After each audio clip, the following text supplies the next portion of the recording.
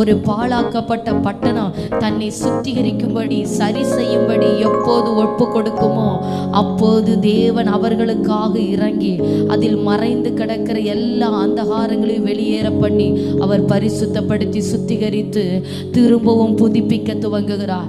ஆமீன். ஹல்லேலூயா. இருக்கிற இடத்துல அப்படி ஒரு கரத்தை தேவனுக்கு நேராக உயர்த்தி, நீர் என்னை புதுப்பிக்கும்படியாக உம்முடைய பாதத்தில் வந்திருக்கிறேன், ஒரு புதிய வாழ்க்கையை தொடங்கும்படியாக உம்முடைய சமூகத்தில் வந்திருக்கிறேன், பாழாக்கப்பட்ட அனுபவங்கள் எல்லாம் மறைந்து போகட்டும் ஆண்டவரே. ஹல்லேலூயா, ஹல்லேலூயா, ஹல்லேலூயா. ஒரு இடத்தை ஒரு மனிதன் போய் தனக்கு சொந்தமான நிலத்தையோ வீட்டையோ அவன் பார்க்காமல் இருந்தால் எப்படி விஷ ஜந்துக்களும் தேவையில்லாத காரியங்கள் அந்த வீட்டுக்குள்ளே போய் குடிகொள்ளுமோ, அதே போல் ஆண்டவரிடத்தில் ஆண்டவர் நம்மை சந்திக்காமல் இருக்கும்போது அநேக பிசாசுகளும் தேவையில்லாத வியாதிகளும் பொல்லாங்குகளும் ஒவ்வொரு அந்த ஆவி ஆத்தும சரீரத்திற்குள்ளா குடும்பத்துக்குள்ளா வீட்டுக்குள்ளாய் வர தொடங்குகிறது.